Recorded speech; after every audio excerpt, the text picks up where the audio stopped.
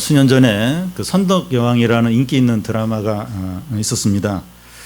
주인공인 만덕이와 쌍둥이 언니가 태어났을 때 하늘에 나타난 별자리를 보고 점괘가 나오게 되는데, 그 점괘에 따라 그들의 인생이 진행되는 것을 볼 수 있습니다. 그 이후에 이 만덕이 쪽과 이제 미실 쪽에서 서로 별자리를 보고 앞일을 알아내려고 혈안이 되어 있는 것을 또 볼 수 있습니다. 이런 것이 보여주는 것은 그 사람의 인생이란 아무렇게나 흘러가는 것이 아니고, 어떤 정해진 길이 있고 그 길을 미리 아는 사람은 성공하고 또 불행을 피할 수 있다는 겁니다. 우리는 창세기를 살펴보면서 이 믿음의 조상들이 그의 자녀들의 미래에 대해서 예언하는 것을 볼 수 있습니다. 노아가 그의 세 아들 가나안과 셈과 야벳에 대해서 예언을 했고, 또 이삭이 야곱과 에서에 대해서 그들의 미래에 대해서 예언을 했습니다. 이제 야곱이 거의 임종 직전에 그의 모든 아들을 모아놓고 마지막 유언을 남깁니다. 유언의 그 야곱의 유언은 아들들에게 재산을 상속해 주거나 또 인생 덕담을 늘어놓거나 각 아들에게 아들에 대한 어떤 애정 어린 말을 남기는 것이 아니었습니다. 야곱은 성령 충만한 가운데 하나님의 계시에 따라서 각 아들들에게 예언을 하는 겁니다. 그런데 각 아들들에 대한 이 야곱의 예언이 축복만 있는 것이 아니라 저주도 있습니다. 야곱의 아들들은 과거에 악한 자들이었지만 지금 변해서 믿음의 사람이 되었습니다. 그런데 마치 야곱의 아들들이 아직도 변하지 않는 죄인인 것처럼 저주에 가까운 예언을 하고 있습니다. 그 이유는 야곱의 아들들과 그의 후손들이 그들 자신의 죄악을 기억하고 겸손하게 제한된 삶을 살도록 하기 위해서입니다. 그러면 그 저주가 오히려 축복이 되는 겁니다. 여러분, 하나님의 말씀은 기계적이거나 또 운명적인 것이 아닙니다. 저주의 말씀이더라도 믿음으로 반응하면 얼마든지 축복의 말씀이 될 수 있습니다. 먼저 이 누벤에 대한 예언입니다.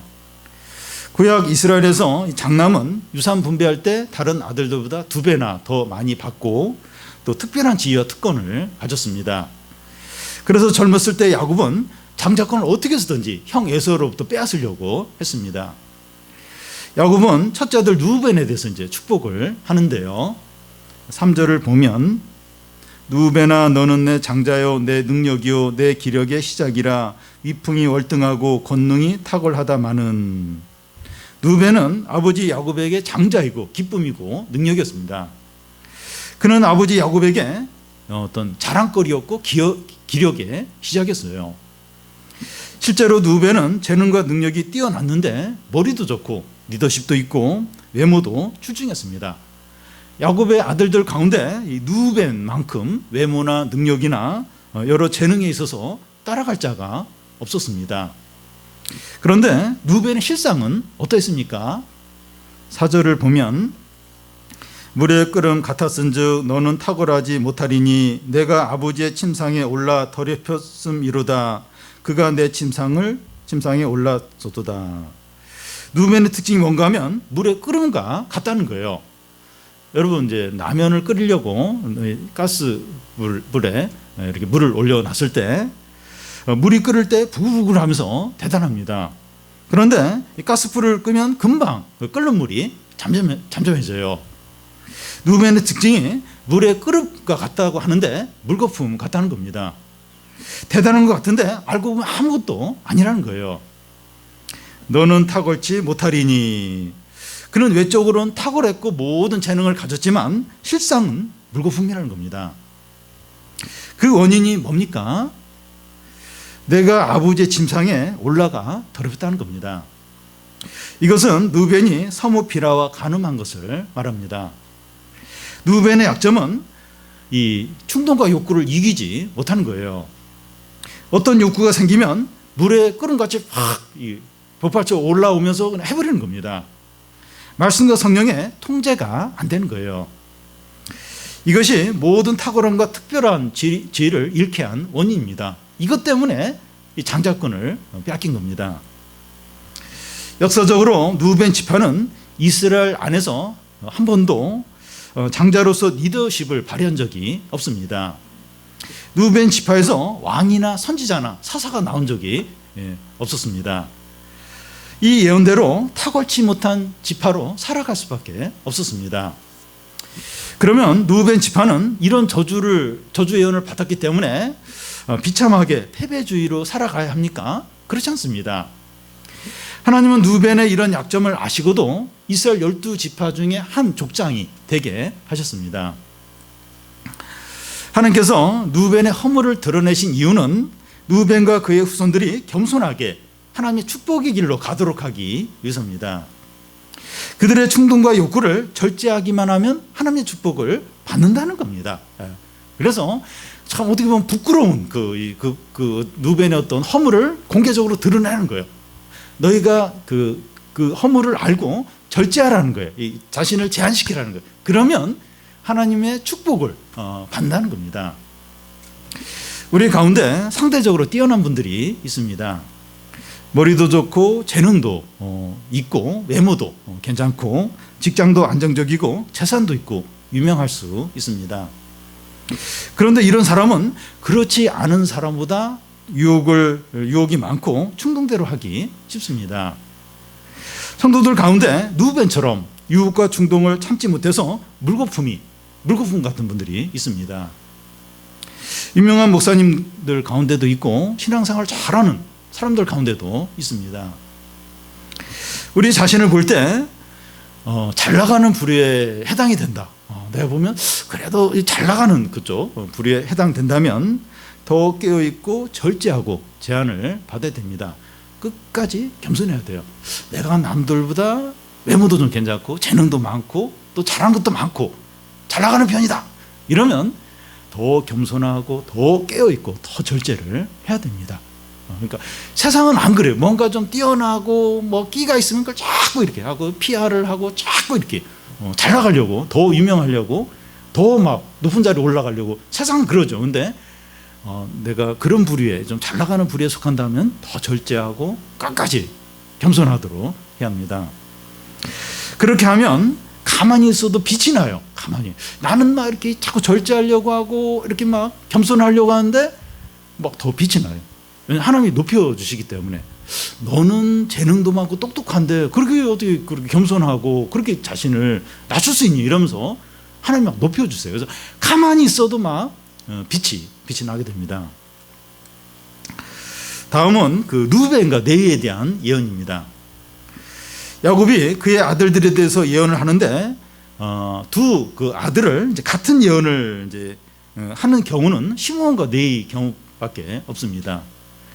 5절에 보면 시므온과 레위는 형제라고 하는데 이 말의 의미는 두 사람이 한 어머니의 자녀라는 말이 아닙니다. 시므온과 레위는 모친 레아에게서 태어났는데 레아에게서는 이 두 사람뿐만 아니라 루벤, 유다, 이사갈, 스불론까지 태어났습니다. 그러니까 레아에게서 6 아들이 태어났습니다. 그런데 유독 시므온과 레위를 형제라고 말하는 이유는 두 사람의 성격과 기질이 유사하기 때문입니다. 시므온과 레위는 동맹을 맺은 것처럼 절친이에요. 다 모든 게 다 이렇게 서로 두 사람이 일치가 됩니다. 어떤 면에서 그러합니까? 5절 그 중간에 보면 그들의 칼은 폭력의 도구니라. 이것은 야곱의 딸 디나가 세겜 사람에게 강간을 당했을 때 세겜의 모든 사람들을 할례 받게 하고 시몬과 레위가 주동이 되어서 세겜의 모든 남자들을 살육하고 그들의 집을 불태우고 가축들을 약탈한 것을 가리킵니다. 두 사람이 이런 면에서 너무나 의기투합하는 겁니다. 그러니까 그러니까 선한 일을 하는 데는 그렇지 않은데 죄 짓는 데는 딱 하나가 되는 거예요. 너무나 절친으로 딱 마음과 모든 게 이제 하나가 된 겁니다. 하나인 겁니다. 야곱은 시몬과 레위의 범죄에 대해서 어떤 태도를 갖습니까? 6절을 보면 내 영혼아 그들의 모의에 상관하지 말지어다. 내 영광아 그들의 집회에 참여하지 말지어다. 그들의 분노대로 사람을 죽이고 그들의 혈기대로 소의 발목의 힘줄을 끊었음이로다. 네오나 하는 것은 야곱 개인의 입장을 가리킵니다. 야곱은 시몬과 레위의 범죄에 대해서 정죄할 뿐만 아니라 덮어두거나 가볍게 여기지 않고 있습니다. 부모는 자식의 허물과 죄대해서 공정하기가 어려워요. 죄인 줄 알면서 덮어주고 싶고 좋게 생각하는 경향이 있습니다. 근데 야곱은 두 아들의 범죄에 대해서 철저하게 하나님의 입장에서 다루고 있습니다. 아들들을 사랑하지만 죄는 죄고 악은 악이라는 겁니다. 죄와 악까지 용납하는 것은 사랑이 아니라는 거예요. 야곱은 더 나아가서 시몬과 레위의 이 범죄에 대해서 저주를 하고 있습니다. 7절을 보면 그 노여움이 혹독하니 저주를 받을 것이요 분기가 맹렬하니 저주를 받을 것이라 내가 그들을 야곱 중에서 나누며 이스라엘 중에서 흩트리로다. 야곱은 두 아들이 과거에 노여움과 이 분기로 행한 것에 대해서 저주를 하고 있습니다. 그런데 두 아들은 과거에는 그런 적이 있지만 지금은 아니에요. 지금은 믿음의 사람이 되었습니다. 그런데 야곱은 과거 일을 말하면서 시몬과 레위에게 저주하는 건 심한 거 아닙니까? 지금은 안 그래요. 과거는 그랬지만 지금 이렇게 야곱이 예언할 때는 지금 두 사람은 다 믿음의 사람이 되었는데 이렇게 하는 건 지금 심한 거 아닙니까? 지금 야곱이 아들들에 대해서 예언을 이제 하는 것은 야곱 개인의 생각이 아니라 하나님의 말씀입니다. 하나님은 과거에 행한 일들을 통해서 시몬과 레위 안에 있는 죄성을 보고 계신 겁니다. 그의 죄성이 얼마든지 다시 반복될 수 있다는 것을 아시는 거예요. 그리고 시몬과 레위는 그런 죄를 반복하지 않는다 할지라도 그들의 후손이 그런 죄를 반복할 수 있다는 겁니다. 그래서 과거의 죄를 저주하면서 그 죄들이 반복이 되지 않도록 경고를 하는 겁니다. 시몬과 레위 또 그의 후손들이 이런 죄들을 다시 반복하지 않도록 너희들은 그런 죄를 졌다. 너희 조상들이 그런 죄를 졌다. 하면서 경고를 하는 겁니다. 여러분, 사람들이 죄를 짓고 나면 그 당시는 반성을 하는 것 같지만 시간이 지나면서 잊어버리고 동일한 죄를 반복해서 지을 가능성이 많습니다. 사람 자꾸 잊어버려요. 그때는 내가 크게 잘못했고 다시는 그렇게 하지 않겠다 하는데 시간이 지나면서 잊어버려요. 잊어버리고 동일한 죄를 반복할 가능성이 많습니다. 그래서 하나님은 우리가 회개한 모든 죄를 용서하지만 우리는 이렇게 깨어서 그런 죄를 다시 반복해서 짓지 않도록 이렇게 조심을 해야 돼요. 이 말씀을 들을 때마다 나는 죄인이지. 물론 그 죄 용서하셨어요. 근데 반복해서 지을 수 있다. 그걸 생각하고 깨어서 이렇게 조심을 해야 합니다. 야곱은 시몬과 레위의 범죄에 대한 저주로 그 이스라엘 중에서 흩어질 것을 이렇게 말씀합니다. 이 저주는 실제로 시몬과 레위에게 역사적으로 이루어집니다. 시몬 지파는 이스라엘 백성이 이제 애굽에서 나와서 광야를 돌 때 두 번에 걸쳐서 인구 조사를 하는데 두 번째 인구 조사를 할 때 첫 번째 인구 조사할 때 비교할 때 반으로 줄어듭니다. 그리고 가나안에 들어가서 이스라엘 각 지파별로 땅을 분배받을 때 시몬 지파는 독립적으로 땅을 분배받지 못하고 유다 지파에 흡수되게 돼요. 이 말씀대로 시몬 지파는 이스라엘 안에서 흩어지게 됩니다. 그래서 시몬 지파는 사라지게 돼요. 근데 레위 지파는 시몬과 외적으로 이제 비슷한 것 같은데 전혀 다른 길을 가는 것을 볼 수 있습니다. 레위와 그의 후손들은 야곱의 저주를 이제 듣고 나서 항상 긴장하며 껴 있었습니다. 이스라엘 백성이 애굽에 나온 지 얼마 되지 않아서 어떤 일이 일어나는가 하면 모세가 율법을 받으러 이제 이렇게 시내산에 올라가서 40일이 지나도 안 내려와요. 그러자 밑에 있던 이스라엘 백성들이 송아지 우상을 만들고 그 앞에서 막 이렇게 우상 숭배를 하게 됩니다. 그때 레위 지파는 참여를 안 해요. 그 우상 숭배 참여를 안 합니다. 모세가 이제 내려와서 여호와 편에 설 자는 누구냐 나오라고 했을 때 레위 지파가 나옵니다.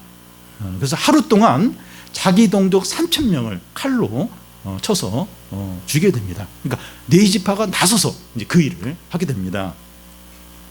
그 일로 인해서 레위 지파는 하나님을 섬기는 제사장 지파가 됩니다.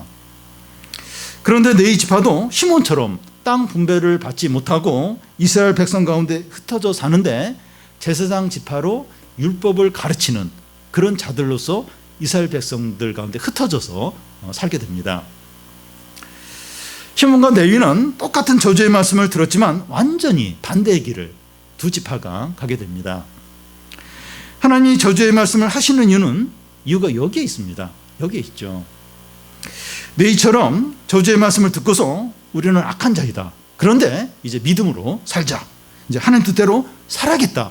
결심을 하는 겁니다. 그래서 너희 지파는 이스라엘 지파 중에서 하나님을 가장 가까이서 섬기고 하나님을 기업으로 삼는 가장 복된 존귀한 지파가 되었습니다. 여러분, 너희 같은 자가 변해서 제사장 지파가 되었다면 우리 가운데 변하지 못할 사람은 아무도 없습니다. 우리가 과거에 실패를 많이 했어요. 남들보다 죄를 많이 지었다면 오히려 그것 때문에 더 변화된 삶을 살 수가 있습니다. 과거에 많은 죄를 지었지. 나는 좀 방황을 많이 했어. 죄가 많아. 그러면 그만큼 더 변화가 될 수 있는 겁니다. 우리는 과거의 실패와 허물과 약점을 인정하고 겸손하게 믿음으로 사는 거예요. 과거의 어떤 실패들, 약점들, 죄들, 그걸 기억을 하는 거예요. 그러면서 더 겸손하게, 더 제한적으로, 더 믿음으로 사는 겁니다. 너희 지파처럼 하나님 나라에서 가장 존귀한 자로, 복된 자로 사는 겁니다. 과거에 그렇게 했기 때문에, 내가 더 부족하기 때문에, 더 이렇게 내가 방을 했기 때문에 그걸 기억하면서 이제 더 이렇게 제한적으로 살고 더 이렇게 겸손하게 더 믿음으로 살려고 하면 이 너희 지파처럼 하나님 나라에 더 존귀하고 더 복된 그런 자가 될 수 있는 거죠. 마지막으로 유다에 대한 예언입니다. 야곱의 아들들 중에서 가장 많이 바뀐 자가 유다입니다. 과거의 유다는 동생 요셉을 애굽의 노예로 파는데 주동자였고 또 변장한 며느리를 창녀인 줄 알고 관계를 가졌던 자였습니다. 그런데 애굽 총리가 된 요셉이 형들이 변했는지 시험하기 위해서 베냐민을 가두려고 했을 때 유다가 나서서 내가 대신 갇히겠다고 간곡하게 요청을 했습니다. 유다는 믿음의 사람으로 완전히 변했습니다. 야곱은 유다에 대해서 예언을 하는데 저주는 전혀 없어요. 축복으로만, 큰 축복으로만 합니다. 먼저 유다의 우월성에 대한 예언입니다. 8절을 보면 유다야 너는 내 형제의 찬송이 될지라 내 손이 내 원수의 목을 잡을 것이요 내 아버지의 아들들이 내 앞에서 절하리로다. 유다는 장남인 르우벤처럼 외적으로 뛰어나거나 능력이 많거나 재능이 있는 것이 아니었습니다. 장남도 아니었고 네 번째 아들입니다. 그런데 하나님께서 유다를 장남으로 삼아요. 그리고 한없이 높이십니다. 장남은 르우벤이죠. 근데 네 번째 아들 유다가 장남으로 장자로 이렇게 선택이 되고 한없이 유다를 높입니다. 유다야 내 형제의 찬송이 될지라 하는데 여기서 찬송이란 말은 하나님께 사용하는 말이에요. 이 사람에게는 거의 사용하지 않는 그런 말입니다. 근데 유다는 하나님께 돌리는 찬양을 받고 있어요. 가장 존귀하고 가장 높임을 이제 받고 있습니다. 하나님께서 유다를 어떻게 이제 높이셨는가 하면 내 원수들의 목을 잡을 것이요 하는데 원수들에 대해서 결정적인 승리를 하게 됩니다. 이게 특히 이제 유다의 자손으로 오는 다윗을 통해서 이루어지는데 다윗은 주위에 있는 모든 대적을 다 이겨요. 모든 원수들의 목을 다 잡는 모든 승리를 대적들에 대해서 얻는 겁니다. 또 내 아버지 아들들이 내 앞에서 절을 하리로다 하는데 내 형제들이 너에게 순종을 한다는 겁니다. 그러니까 형제들 중에서 가장 복된 가장 형제들로부터 높임을 이제 받는 겁니다. 여러분, 우리가 높임을 받고 존귀하게 되는 것은 우리가 많은 것을 갖고 또 실력을 쌓고 무언가를 잘해야 하는 것만이 아닙니다. 물론 우리가 잘할 때 또 많은 것을 이뤘을 때 그때도 물론 이제 높임을 받게 되죠. 그런데 하나님은 그런 것과 상관없이 우리를 높이실 때가 있습니다. 뭔가 잘한 게 있고 특별한 게 있어야 이 높임을 받게 되는데 그런 게 없는데도 하나님 이제 높이실 때가 있습니다. 우리가 간절히 기도하고 말씀을 의지한 것밖에 없어요. 그런 가운데서 그냥 할 수 있는 대로 한 거예요. 이제 그것밖에 없는데 하나님께서 우리를 높이시는 거예요. 내가 그럴 이렇게 높임을, 이런 칭찬을 받을 그런 일을 한 게 없는데 하나님이 높이고 칭찬을 받게 그렇게 하실 때가 있어요. 은혜죠. 이게 이제 은혜입니다. 야곱은 이제 계속 이제 유다의 영광에 대해서 예언을 합니다. 9절을 보면 유다는 사자 새끼로다. 내 아들아, 너는 움킨 것을 찢고 올라갔도다. 그가 엎드리고 웅크림이 수사자 같고 암사자 같으니 누가 그를 범할 수 있으랴. 밀림 왕은 사자입니다. 사자가 사냥감을 잡고 먹으려고 할 때 그 사냥감을 빼앗을 자가 없어요. 빼앗을 하이에나나 표범이나 그런 게 없어요. 또 사자가 누워서 잠을 자는데 와서 꼬리를 물거나 그럴 짐승이, 그럴 자가 없습니다. 유다는 사자 새끼, 또 수사자, 암사자와 비교를 하는데 유다 지파의 우월성, 탁월함을 나타냅니다. 유다 지파는 역사적으로 광야에서 인구 조사할 때도 이스라엘 12지파 중에서 인구수가 제일 많아요. 그리고 가나안에서 땅 분배를 할 때 제일 먼저 분배를 받고 또 가장 넓은 땅을 또 차지하고, 가나안을 공격할 때도 유다 지파가 제일 먼저 앞장서고, 이스라엘이 남북으로 나뉠 때 남이스라엘은 유다 지파 중심이 되고, 또 바벨론 포로에서 돌아오는 자들도 유다 지파들이에요. 유다 지파가 대부분이었습니다. 이스라엘 백성을 유대인이라고 부르는데 유다 지파 사람들이 곧 이제 이스라엘 백성으로 불려지기 때문이죠. 유다 지파가 다른 지파보다 훨씬 강하고 끝까지 갈 수 있었던 이유는 유다 지파가 뛰어난 어떤 특별한 그게 있어서가 아니라 하나님께서 유다를 사자같이 강하게 하시겠다 이렇게 말씀하셨기 때문입니다. 유다 지파 안에 이제 남은 자들이라고 해서 소수지만 하나님의 말씀을 끝까지 붙드는 자들이 계속해서 있었습니다. 예를 들면 이스라엘이 북이스라엘과 유다로 나뉘어졌을 때 유다 왕들 중에서 5왕이 종교개혁을 일으켜요.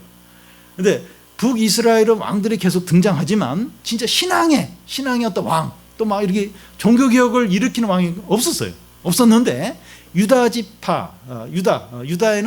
그 왕들이 계속 등장하는데 5왕이 참 믿음으로 이제 종교개혁을 일으키게 됩니다.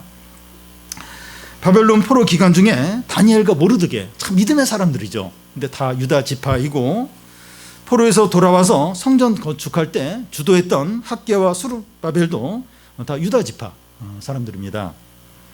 이런 자들을 통해서 유다 지파가 사자같이 그리스도가 오실 때까지 계속 지속이 되는 거예요. 계속 지속이 되었습니다.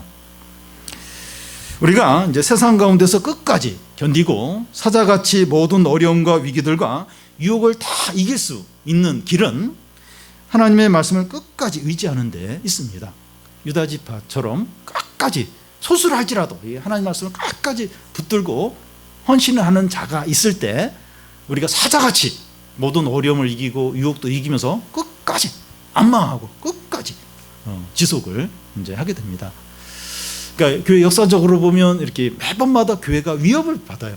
거의 사라질 정도로 유혹 이렇게 약해지고, 또 세상의 어떤 가치관들 유혹에 아주 흔들리고 그런 위기들을 맞습니다.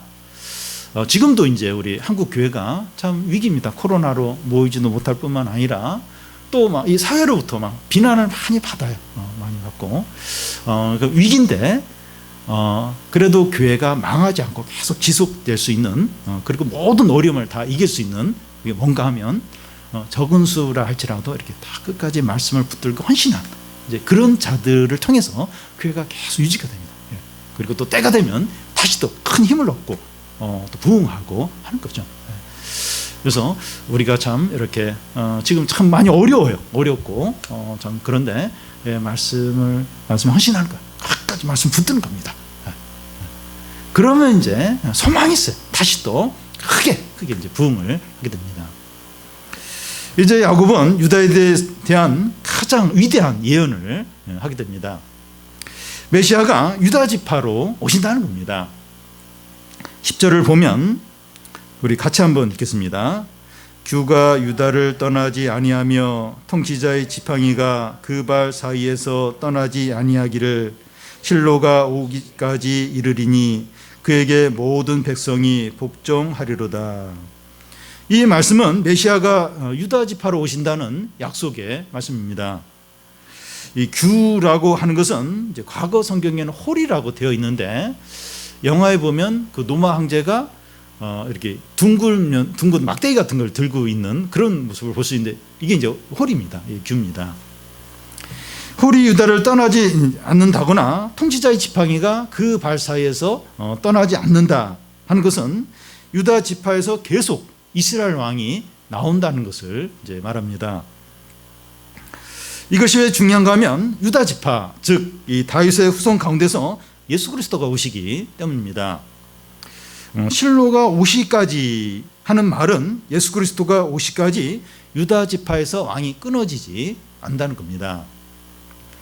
하나님께서 유다 지파를 지극히 높이시고 사자같이 강하게 하시고 계속해서 지켜주신 이유가 여기에 있어요. 예수 그리스도가 유다 지파를 통해서 오시기 때문입니다. 계속해서 유다가 그 예수 그리스도로 인해서 얼마나 큰 축복을 받게 되는가 하는 것을 말씀합니다. 11절, 12절을 한 절씩 교대를 읽겠습니다. 그의 나귀를 포도나무에 매며 그의 암나귀 새끼를 아름다운 포도나무에 맬 것이요 또 그의 옷을 포도주에 빨며 그의 복장을 포도즙에 빨리로다.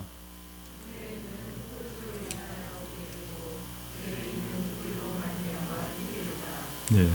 보통 나귀는 이제 말뚝 같은데 이렇게 메어 두는데 이 포도나무에 맨다고 하는 것은 포도나무가 그만큼 흔하고 많다는 겁니다. 옷을 포도주에 빤다는 것도 포도주가 그만큼 많다는 거예요. 많고 흔하다는 겁니다. 포도주는 기쁨과 풍성함을 상징합니다. 그런데 포도나무와 포도주가 너무 많고 풍성해서 나귀들을 이제 포도나무에 메고 옷을 포도주에 빨고 포도주를 마시고 싶은 대로 너무 많이 마셔서 이제 눈이 이제 부른 겁니다. 이것은 하나님의 은혜와 이 축복의 풍성함을 보여줍니다. 특히 예수 그리스도 오셨을 때 얼마나 풍성하고 은혜가 넘치는가 하는 것을 보여줍니다. 예수님의 제자 요한은 그 예수 그리스도에 대해서 말하기를 내가 그를 보니 은혜와 진리가 충만하더라. 우리가 그에게서 받으니 은혜 위에 은혜더라. 이렇게 고백했습니다. 예수님은 천국을 설명하면서 자주 잔치집 비유를 예를 들었습니다. 하나님 나라는 잔치집과 같다는 거예요. 혼인 잔치집과 같고 왕이 베푼 잔치와 같다는 겁니다. 예수님이 오시면서 시작된 하나님 나라가 너무나 풍성하고 넘치고 은혜가 가득하다는 거예요. 여러분 우리는 그 예수 그리스도 안에서 모든 좋고 영원하고 참된 것을 한없이 누리게 됩니다. 바울은 이 그리스도를 아는 것이 너무 고상해서 자신의 모든 자랑들을 배설물로 여긴다고 고백했습니다. 가장 값진 진주를 찾아다니는 장사꾼이 가장 값진 진주를 발견했을 때 자기의 모든 재산을 다 팔아서 그 진주를 산다는 거예요. 그것처럼 예수 그리스도를 알고 그의 은혜를 누리는 것이 가장 가치 있고 크다는 겁니다. 우리는 너무 물질적이고 육체적이고 감각적인 것에 익숙해져 있습니다. 영적인 것이나 영원한 것이나 본질적인 것은 무감각해요. 이 물질적인 거, 세상적인 거, 감각적인 거 여기에 너무 이제 이렇게 반응을 하고 이 영원한 거, 또 하늘에 있는 거, 또 이게 영적인 거에 대해서는 그냥 없는 것으로 무시할 때가 많습니다. 우리에게 물질적이고 세상적인 축복도 필요하지만 유다가 받은 영적인 축복이 진정한 축복입니다. 이 세상적인 복들, 또 눈에 보이는 복, 이것도 복이에요. 이것도 좋은 겁니다. 근데 진정한 진정한 축복은 유다에게 약속된 이 축복이 진정하고 참되고 영원한 거예요. 그러니까 세상적인 물질적인 또 막 눈에 보이는 이것도 좋아요. 좋은데 이건 일시적인 거죠. 일시적인 거. 근데 참되고 진정한 건 유다에게 약속된 이 축복, 이 영적인 축복이 진정한 겁니다. 여러분, 그 유다에 대한 이 하나님의 예언대로 예수 그리스도가 오셨습니다. 예수 그리스도의 시대는 나귀를 포도나무에 메고 옷을 포도주에 빨고 포도주를 마음껏 마셔서 눈이 막 붉어질 그런 정도로 모든 좋고 참되고 영원한 것들이 넘치는 시대입니다. 우리는 그리스도 안에서 이 모든 좋은 것들을 풍성하고 또 충만하게 누리고 있고 누릴 수 있습니다. 추석 연휴를 보냈는데 좀 어떠셨습니까? 제가 볼 때 별로 재미가 없었던 것 같아요. 제 입장에서만 이야기해서 그런데 저는 이렇게 뭐 연휴나 뭐 이게 평상시와 똑같아요. 비슷합니다. 그런데 세상에 새로운 것이나 기대할 만한 게 없기 때문인 것 같습니다. 이 세상에서도 뭐 즐거움이 있어요. 행복도 있고 기쁨도 있는데 피상적이에요. 일시적이고 사라질 것들입니다. 세상도 재밌긴 있어요. 재밌는데 굉장히 피상적이에요. 피상적. 기쁨도 있는데 일시적이에요. 일시적. 행복이 있는데 사라질 그런 이제 행복이죠. 여러분, 유다에 대한 이 축복은 우리를 위한 축복입니다. 우리가 이 그리스도 안에서 누릴 축복들, 은혜와 사랑과 기쁨과 능력과 구원에 대한 것입니다. 이 그리스도 안에 있는 이게 진짜예요. 이게 참되고 영원합니다. 그리스도 안에 있는 건 없는 거다. 이건 그냥 이론적인 거다. 그게 아닙니다.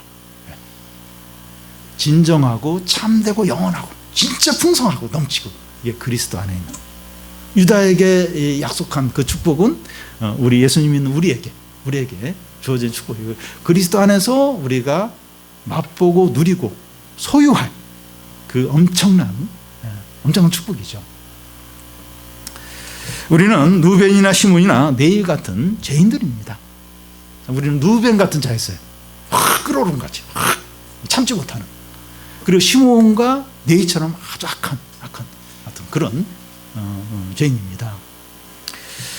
우리가 은혜로 이제 그리스도 안에 들어오게 됐죠. 우리가 이 죄성을 인정을 해야 돼. 이걸 기억을 해야 됩니다.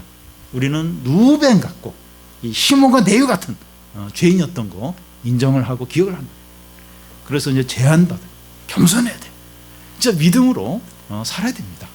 그러면 그리스도 안에 있는 이 구원과 기쁨과 은혜와 능력과 영광과 모든 좋은 것을 누리게 돼요. 맛보게 됩니다. 우리 모든 성도들이 그런 축복을 누리게 되기를 바랍니다.